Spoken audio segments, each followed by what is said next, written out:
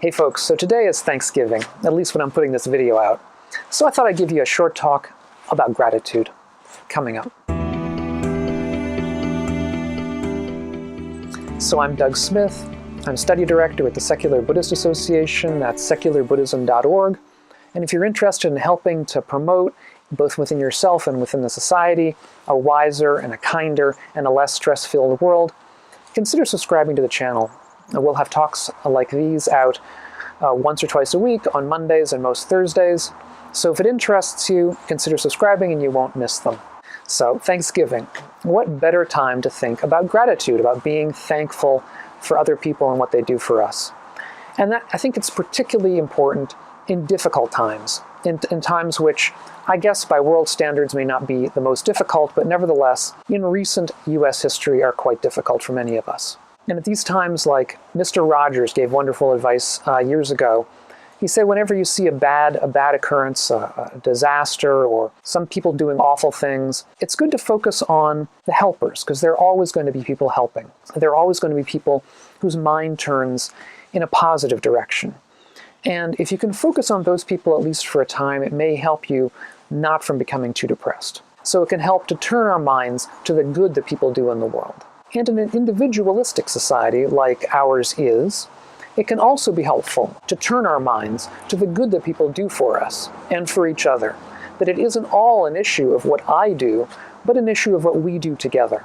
So for example, for many of us, the first thing that our mind turns to when we think of gratitude are our family, our friends, maybe our co-workers, the way our parents helped us, the way our brothers and sisters may have helped us, other people in our family, our wives, our husbands, our children. But at the same time, I don't want us to stay there, because that can end up being a trap sometimes if we have problems with our family, as we often do, if we have problems with close friends, as we sometimes do, and if we have problems with our coworkers, which happens quite a bit sometimes. Because the fact is that we owe so much to so many people that aren't in that small community.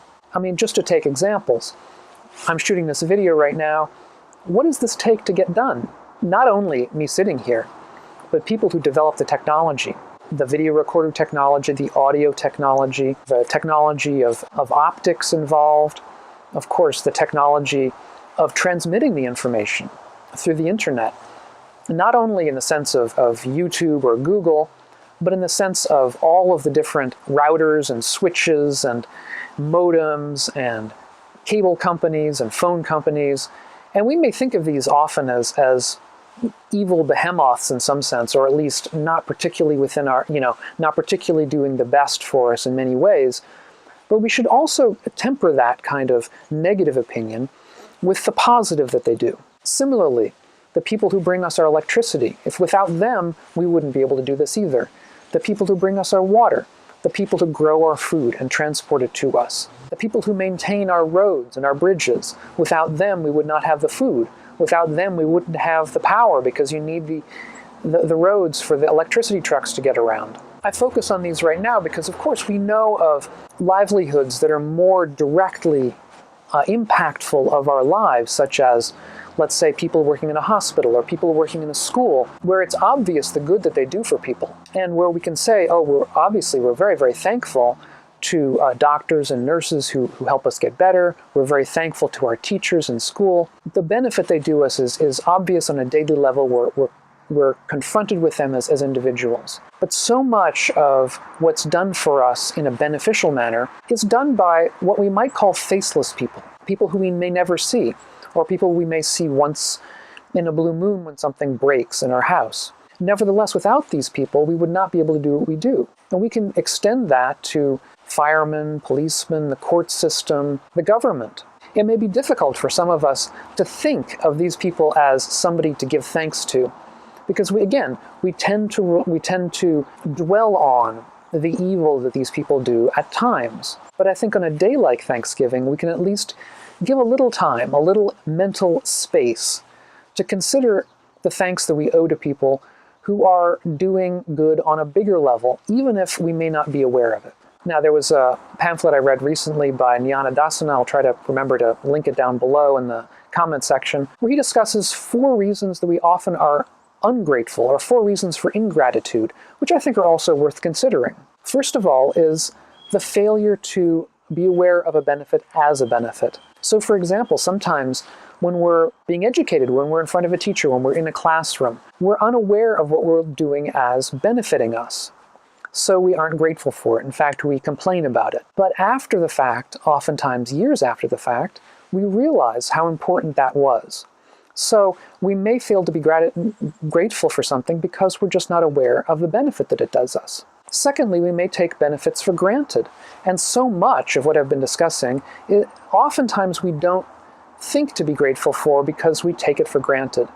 We take for granted so much in our lives with the power, the electricity we get, for the technology that we're surrounded with, our water, our food, a relatively beneficial government, a fire company, ambulance companies that will come when we call them. These are things that we take for granted, but we really shouldn't take for granted because they involve a great deal of work by a great number of people.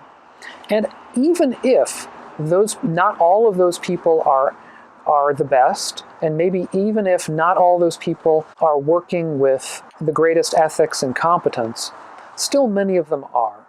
And still many of them take their work with a great deal of seriousness.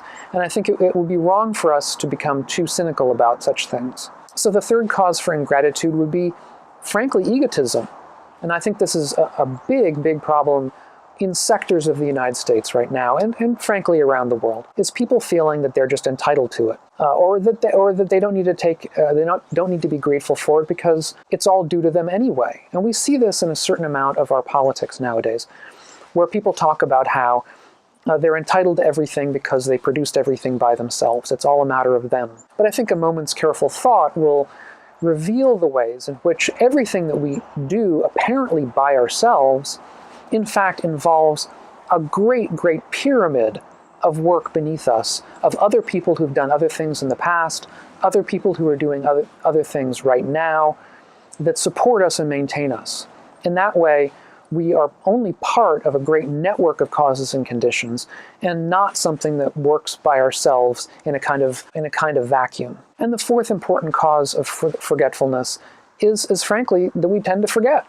A lot of the things that were done for us that are beneficial were in the distant past or in the more recent past, but we just don't think about them. And this is normal. I mean, there's frankly too much for us even to consider. There's so much to be grateful for. There's so much to be thankful for. There's so much that we depend on and rely on that it would be impossible to keep it all in mind.